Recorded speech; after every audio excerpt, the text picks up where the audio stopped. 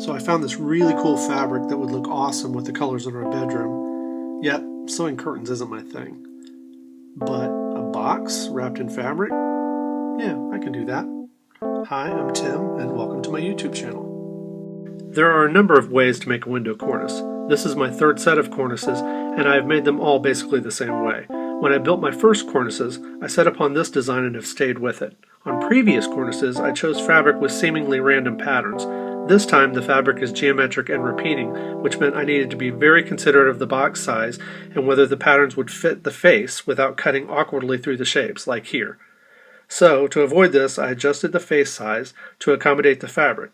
For this reason, I don't suggest geometric repeating fabric the first time you make a cornice because it adds complexity. Fortunately, I had leftover plywood from previous projects that worked perfectly for the cornices. The two pieces intended for the face were already at the right length. I simply needed to cut the widths. I should probably mention how I arrived at this design and why it's shaped this way. The reason the back does not extend the full height is to allow only a vertical reveal on the sides. The sides and face look like they are floating as the mounts are hidden. So why not a top? It's easier to keep it dusted when there is no flat shelf to collect dust, and without a top, light still reflects onto the ceiling. We drape garland over our cornice at Christmas, so the typical cornice with a top wouldn't do. So this cornice shape fits our needs and offers the holiday functionality we want. Having cut the sides and backs to the proper width on the table saw, I moved over to the miter saw for the height cuts. The height of these cornices is 16 inches and is much larger than the 10.5 inch high cornices I made previously. The depth of the sides is 5 inches. I've kept this same depth of 5 inches on all cornices I've made. This depth leaves plenty of room to access the window shades should the need arise. I'll take this moment to mention that the only reason I'm using plywood is the move from a 10.5 inch height to a 16 inch height necessitated it. The 4 cornices I built previously were all made with lightweight pine boards. This is one of those projects where a circular saw could get you by nicely. In fact, I only owned a handsaw, a drill, and a hand stapler when I made my first cornices as a newlywed. So if you are just starting out and own only a few tools, this is an easy project for a beginner. But a miter saw can come in pretty handy. With all the pieces cut to size, it's time for assembly of the backs, sides, and face. You could simply nail these together, but pocket screws seem the better choice. To expedite the process, I made a plywood jig to hold the pocket hole jig in position for drilling. As I have done in a previous video, I made a jig for a jig. But making a plywood jig allows me to use one tool rather than buy a larger system, and I'm fine with that. This plywood jig slides into position easily, and the shim ensures the clamp holds the pocket hole jig securely. I think a separate jig video is in order at some point, as these really maximize the effectiveness of the Craig Mini. There are 12 pocket screws per cornice for a total of 24. Nothing like the 108 I used on the room divider. As with the room divider, this is also a no-glue project. I suppose if I had hit a void in the plywood, I might have needed glue, but once on the wall, these cornices should never experience any stresses pocket screws can't handle. The last item on the checklist before padding and fabric is to drill the mounting holes. I'm using mounting hardware rated at 50 pounds, which should be more than sufficient. I shot a lot of video for the application of the padding and fabric and included a lot of it here. I'm not going to narrate over all of it. It's pretty straightforward. Staple fabric, fold fabric, staple some more. I'll give you some final thoughts close to the end.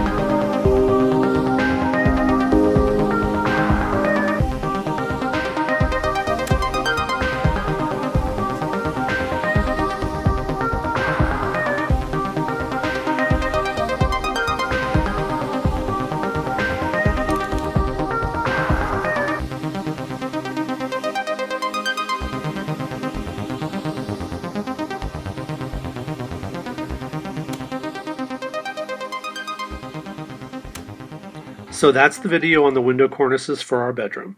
I promised you my final thoughts, and here they are. When stapling, start in the center and work towards the ends. Begin securing the face, then sides, then folds, keeping all staples at least 3 inches from the top or bottom, and don't cut your fabric too small. This is an easy and rewarding project, so go make that fabric-covered window cornice. If you enjoyed this video or learned something, please subscribe. New video next week. Thanks.